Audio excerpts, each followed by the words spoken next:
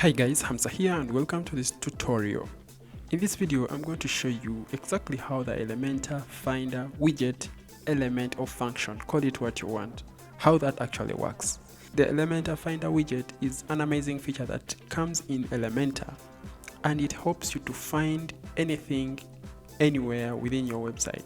This can be pages, posts, templates within your website, and once you log into your WordPress website, just like where we are, you simply hit Command E. That is if you're using Mac. If you're using PC, you just Control E, then you are able to search for anything.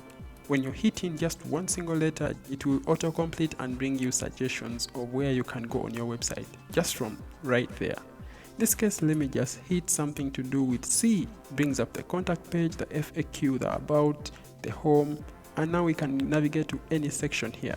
Let me try to click on maybe the customizer, and boom, straight we are in the customizer. We can make changes on our website right here. If you are in the customizer itself, you are unable to use the Finder function, so that way you have to exit the customizer, and now here we can use the Finder function. Let's hit again E, Command E. Now I can search for anything. Once again, I can say home. Then I see the suggestions here. We have the practical area, which is actually a page. We can just go straight to that page and boom, it opens up right here. We can make our changes. After making our changes, we can update. However, I also have to show you the other way you can find the Finder function when you are in the Elementor editor.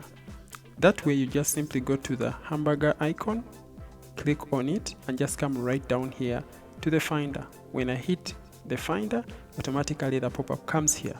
So I can now search for another thing. Let me say a template. Right here it's going to bring over these options. For example, in the general section there are saved templates, system info, and we can also create a new post, a new page, a new template. So once I say maybe a new template, boom, it will just take me right straight there. Then here I can choose whatever I want to do. If I don't want to do anything there, I can simply hit again Command E, and boom, we still have our Finder show up.